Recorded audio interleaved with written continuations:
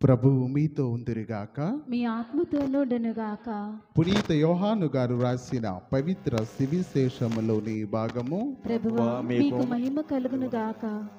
యోహాను శుభవార్త 6వ అధ్యాయము పరిశుద్ధ వచనములు 41 నుంచి 51 వరకు. యోహాను శుభవార్త 6వ అధ్యాయము పరిశుద్ధ వచనములు 41 నుంచి 51 వరకు. నేను పరలోకము నుండి దిగివచ్చిన ఆహారమును అని యేసు చెప్పినందులకు యూదులు గొనగసాగిరి. ఇతడు యోసేపు కుమారుడగు యేసు కాడా? ఇతని తల్లిదండ్రులను మనము ఎరుగమా? అట్లయినా తాను పరలోకము నుండి దిగి వచ్చి తినని ఎటులా చెప్పగలడు అని చెప్పుకొనసాగిరి. యేసు వారితో, మీలో మీరు గొనుగుకొనవలదు. నన్ను పంపిన తండ్రి ఆకర్షించిననే తప్ప ఎవ్వడును నా యొద్దకు రాలేడు. నేను వానిని అంతిమ దినమున లేపుదును. వారందరూ దేవునిచే బోధింపబడుదురు అని ప్రవక్తల లేఖనములలో వ్రాయబడినది. కనుక తండ్రి నుండి విని నేర్చుకున్న ప్రతి వాడు నా యొద్దకు వచ్చును. అయితే ఎవడైనను తండ్రిని చూచెనని భావము కాదు, దేవుని యొద్ద నుండి వచ్చిన వాడు మాత్రమే తండ్రిని చూచియున్నాడు. నన్ను విశ్వసించువాడు నిత్య జీవం పొందునని మీతో నిశ్చయముగా చెప్పుచున్నాను. జీవాహారమును నేనే. మీ పితరులు ఎడారిలో మన్నాను భుజించి మరణించిరి. పరలోకము నుండి దిగి వచ్చిన ఆహారమిదే. దీనిని భుజించువాడు మరణింపడు. పరలోకము నుండి దిగి వచ్చిన జీవము గల ఆహారమును నేనే. ఈ ఆహారమును ఎవడేని భుజించినచో వాడు నిరంతరము జీవించును.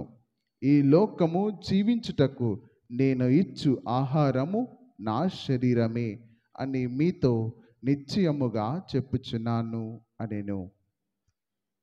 ఇది క్రీస్తుని సువిశేషము. క్రీస్తువా మీకు స్తుతి కలుగునుగాక.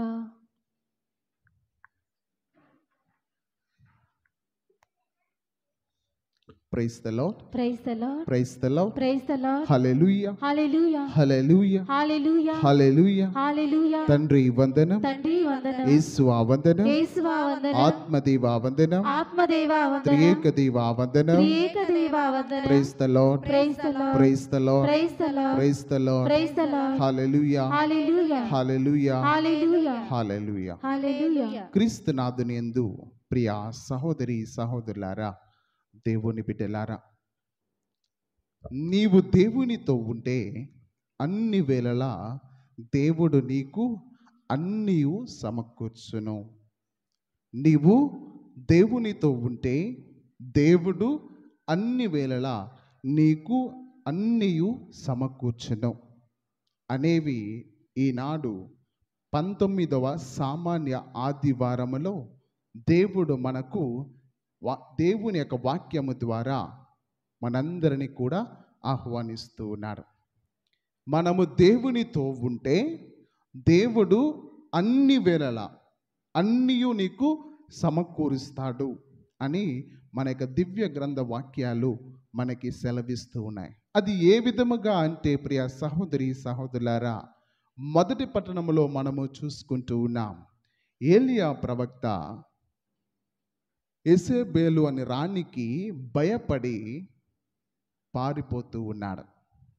ఏలియా ప్రవక్త దేవుని చేత ఎన్నుకోబడిన ప్రవక్త, బాలు ప్రవక్తలతో అక్కడ ఉండి అద్భుతాన్ని చేసిన ప్రవక్త, దేవుణ్ణి సైతము ఆకాశము నుండి కిందకి పిలిచిన ప్రవక్త యెజెబెలు రాణికి భయపడి పరుగులు తీస్తూ ఉన్నాడు.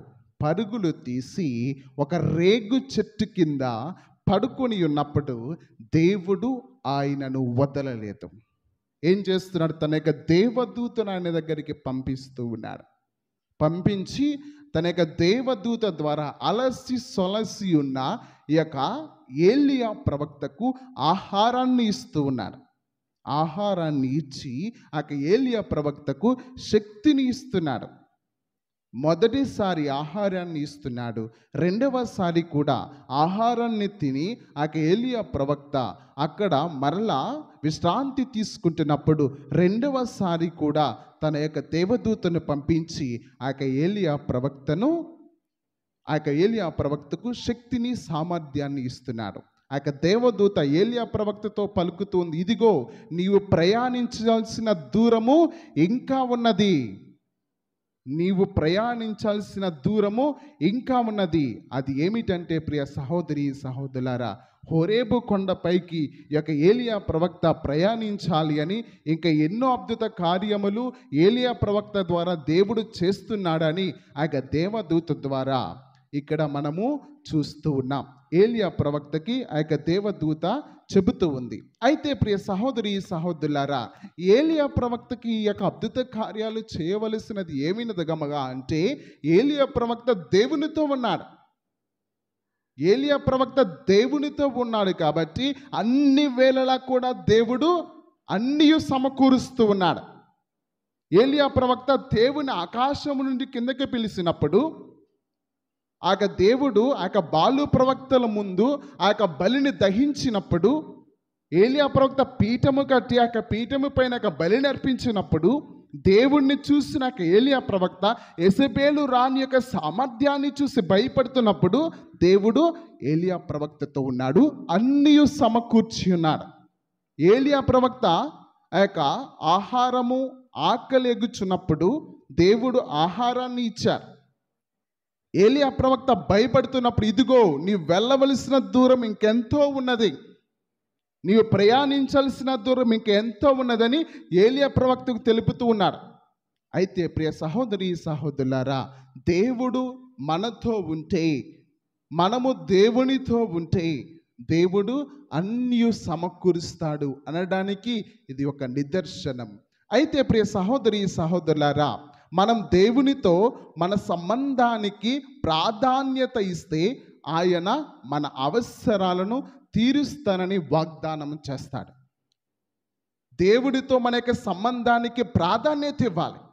దేవుడితో ఉన్న మన యొక్క సంబంధానికి ఎప్పుడైతే ప్రాధాన్యత మనం ఇస్తామో అప్పుడు దేవుడు మనతో ఏమని వాగ్దానం చేస్తున్నాడు, నేను అన్నీ నీతో ఉండి నీకు కావలసినవన్నీ కూడా సమకూరుస్తానని వాగ్దానం చేస్తాడు. అయితే దేవుడు మనకు అన్ని సమకూర్చాలి అంటే మనం ఏం చేయాలి, మనం ఏ విధముగా జీవించాలి? మొదటిది, దేవుని రాజ్యమును నీతిని వెతకాలి. మొదటిది ఏమిటండి? దేవుని యొక్క రాజ్యమును నీతిని వెతకాలి. మత్తయి శుభవార్త 6వ అధ్యాయము 33వ వచనం చదవండి. మత్తయి శుభవార్త 6వ అధ్యాయము 33వ వచనం. మొదట, అన్నిటికంటే మొదట ఆయన రాజ్యమును నీతిని వెతకుడు, అప్పుడు ఆయన అన్నీ మీకు అనుగ్రహించును. Praise the Lord. Hallelujah, hallelujah, hallelujah. మొదట నీవు దేవుని యొక్క రాజ్యమును నీతిని వెతకాలి. ఎప్పుడైతే నీవు దేవుని యొక్క రాజ్యమును నీతిని వెతుకుతావో దేవునికి దగ్గరగా ఉంటావు. ఎందుకంటే దేవుణ్ణి వెతుకుతున్నావు, నీతివంతమైన జీవితాన్ని జీవించాలి అనుకుంటున్నావు. అప్పుడు దేవుడు ఏం చేస్తాడండి? మీతోనే ఉంటాడు, అన్నీ నీకు సమకూరుస్తాడు అని. నీవు ఎప్పుడైతే దేవుని యొక్క రాజ్యమును నీతివంతమైన జీవితాన్ని వెతుకుతూ ఉంటావో దేవుడు నీ సమీపమున ఉంటాడు, నీకు అన్నీ సమకూరుస్తాడు. రెండవది, విశ్వాసము కలిగి ఉండాలి. మొదటిది ఏమిటండి? దేవుని రాజ్యమును నీతిని వెతకాలి. రెండవది, విశ్వాసము కలిగి ఉండాలి. మత్తయి శుభవార్త 17వ అధ్యాయం 20వ వచనం. మత్తయి శుభవార్త 17వ అధ్యాయం 20వ వచనం. యేసు వారితో, అంటే శిష్యులతో, మీ అల్ప విశ్వాసమే అందుకు కారణము.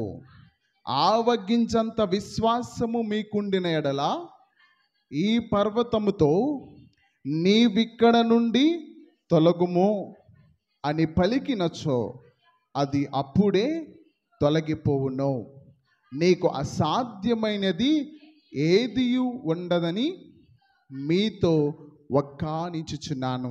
చూడండి ప్రియ సహోదరి సహోదరులారా, శిష్యులకి ఆ యొక్క అశుద్ధాత్మ శిష్యుల యొక్క మాట వినదు.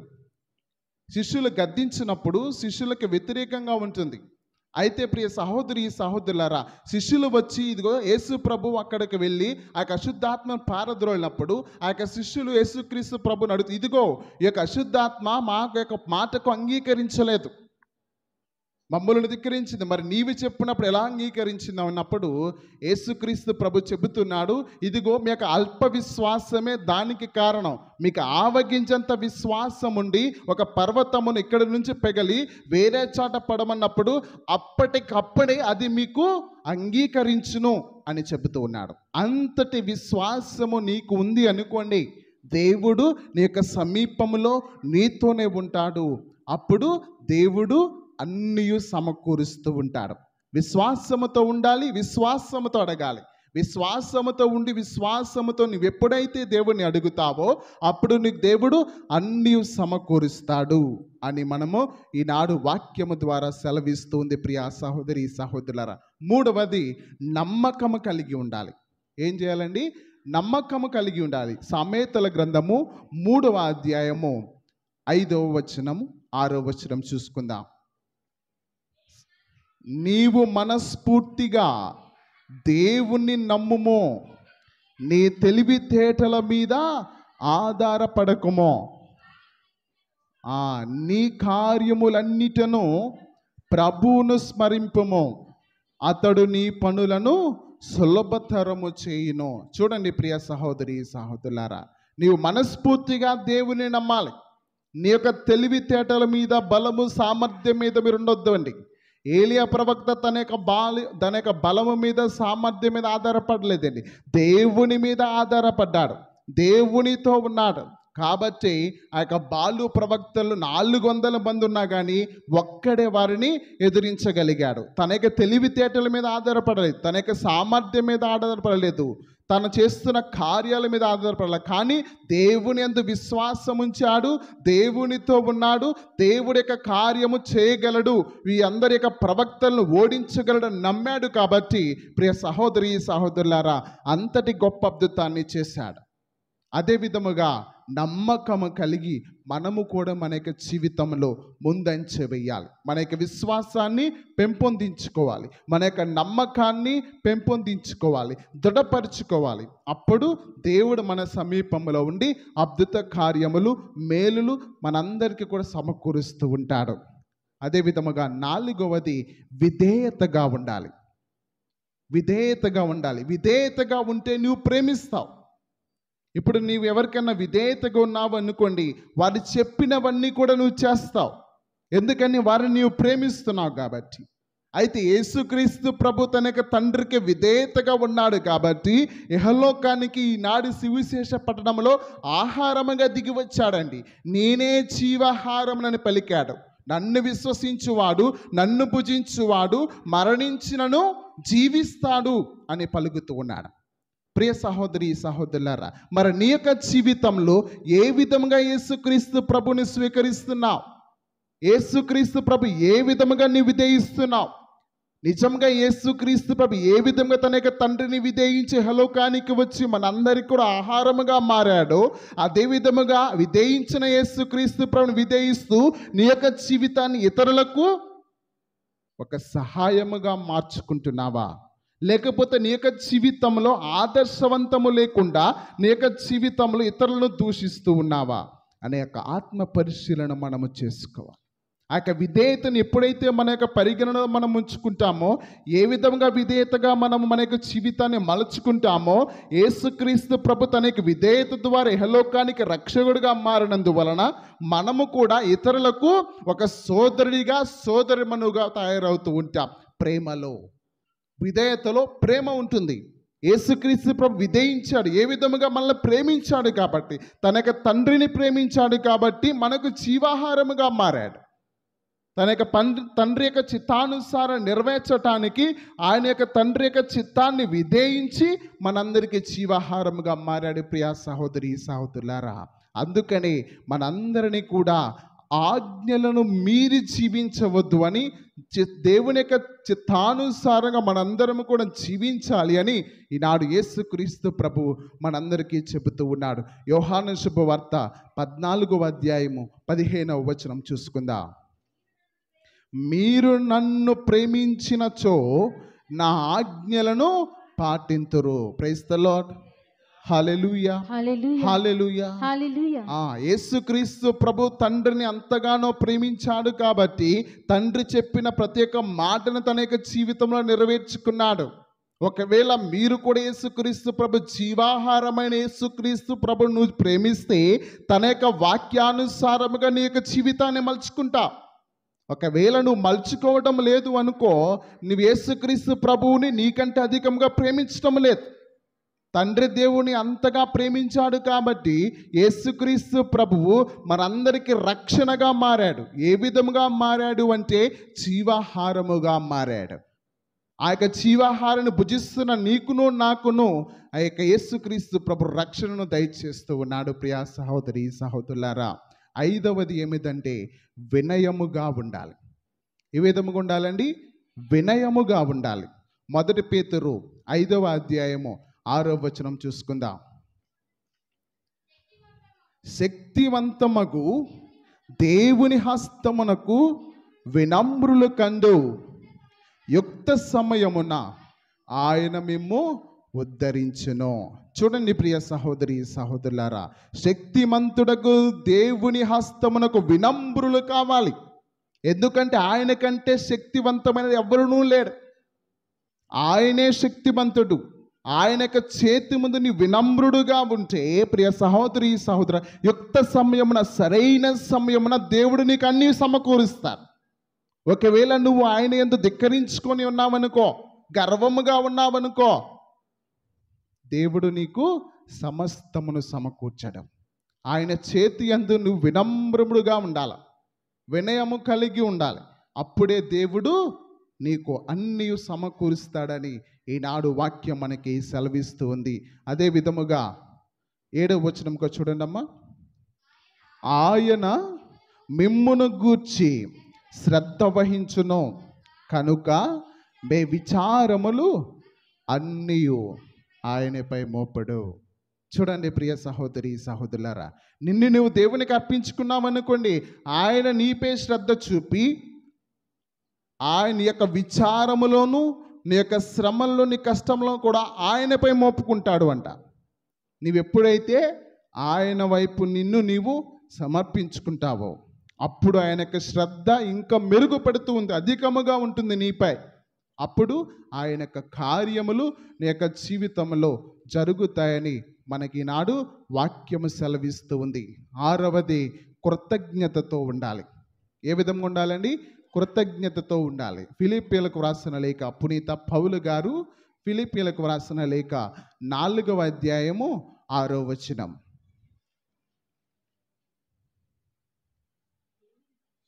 దేవుని గూర్చియు విచారింపకుడు,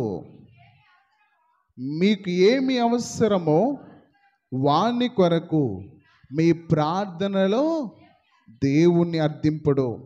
కానీ ఆ విధముగా అర్థించినప్పుడు కృతజ్ఞతాపూర్వకమైన హృదయముతో ప్రార్థింపాలి అంట. దేనిని గూర్చి మీరు విచారింపకూడదు. కృతజ్ఞతా హృదయములతో దేవునికి అన్నీ సమకూర్చాలి. ఎప్పుడైతే నువ్వు ఆ కృతజ్ఞతా హృదయంతో దేవునికి సమర్పిస్తూ ఉంటావో దేవుడు నీ యొక్క హక్కున ఉండి నీకు అన్నీ సమకూరుస్తాడు అని ఈనాడు యొక్క వాక్యము సెలవిస్తుంది. ప్రియా సహోదరి సహోదరులారా, యేసుక్రీస్తు ప్రభు కృతజ్ఞతా వందనములు చెప్పి ఆయన దేవునికి అర్పించుకున్నాడు. మనందరికి కూడా ఆహారముగా మారాడు, దివ్య భోజనముగా, జీవమిచ్చే భోజనముగా కృతజ్ఞతా బలి ద్వారా మనందరికీ మారుతూ ఉన్నాడు. ప్రియా సహోదరి సహోదరులారా, అయితే 7వదిగా దాతృత్వం కలిగి ఉండాలి. ఏంటండి? దాతృత్వం కలిగి ఉండాలి. జనరోసిటీ అంటారు. అదేమిటి? మనము ఇతరులకు సహాయపడుతూ ఉండాలి.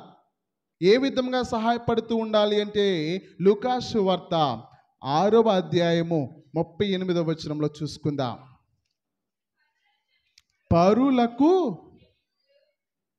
పరులను క్షమింపుడు, మీరును క్షమింపబడుదురు. లూకా శుభవార్త 6వ అధ్యాయము 38వ వచనం. పరులకు మీరు వసగడు, మీకును వసగబడును.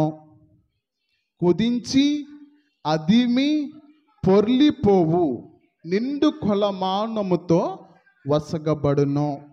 మీరు ఏ కొలతతో కొలుతురో ఆ కొలతతోనే మీకును కొలవబడును అని యేసు పలికెను. చూడండి ప్రియ సహోదరి సహోదరులారా, దాతృత్వపు స్వభావం మనం కలిగి ఉండాలి.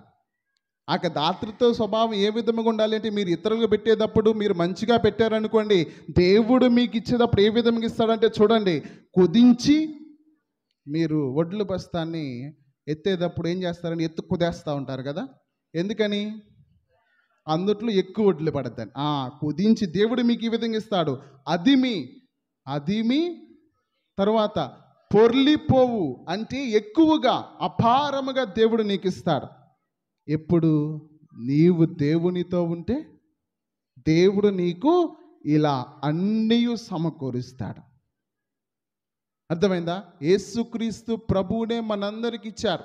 అదే పొర్లిపోవటం అంటే అదే ప్రేమ, అపారమైన ప్రేమను దేవుడు మనకిచ్చారు. కాబట్టి ప్రియ సహోదరి సహోదరులారా, మనందరము కూడా మీరు ఏ కొలతతో కొలుతురో అదే కొలతతో మీరును కొలవబడును. నీవు ఇతరులను ఏ విధముగా చూస్తూ ఉంటావో దేవుడు నిన్ను ఆ విధముగా చూస్తాడు అంట. నీవు ఇతరుల్ని ప్రేమగా చూసావనుకో, దేవుడు నిన్ను కూడా ప్రేమగా చూస్తాడు. నీ ఇతరుల్ని కోపంగా చూసావనుకో, దేవుడు కూడా నిన్ను కోపంగానే చూస్తాడు. నీ ఇతరుల్ని ఏ విధముగా చూస్తే ఆ విధముగానే దేవుడు నీ వంక చూస్తాడు. వారు నాకంటే తక్కువ నువ్వు అనుకున్నావనుకోండి, దేవుడు నిన్ను అంతకంటే తక్కువగా చూస్తాడు. ఆయన దృష్టితో ఇహలోకంలో నువ్వు ఉన్నవాడవని వేరే వాళ్ళు అనుకోవచ్చు, కానీ దేవుని దృష్టిలో నువ్వేమీ లేనివాడుగా మారుతూ ఉంటావు. కాబట్టి నీకు ఉన్నది ఇతరులకు సహాయం చేస్తూ ఉండాలి. అది దాతృత్వము అంటే. Don't become greedy. గ్రీడీ అంటే ఏంటి తెలుసా? నాకే కావాలి, అన్నీ నాతోనే ఉండాలి అని ఉండకూడదు. సహాయతత్వం ఉండాలి. ఇతరులకు సహాయం చేయనే మనస్తత్వం మనలో ఉండాలి. అదే క్రైస్తవ తత్వముగా మనలో మారుతుంది ప్రియా సహోదరి సహోదరులారా. కాబట్టి ఇవన్నీ లక్షణాలు కూడా మనలో ఉండాలి అని, అప్పుడు దేవుడు మీరు దగ్గరగా ఉండాలి, దేవుడు మీకు అన్నీ కూడా సమకూర్చాలి అని ఈ యొక్క దివ్య బలి పూజలో ప్రార్థించుకుందాం. దేవుడు మిమ్మల్ని అందరినీ అధికముగా దీవించి కాచి కాపాడుదురుగాక. పిత పుత్ర పవిత్రాత్మ నామమున ఆమేన్.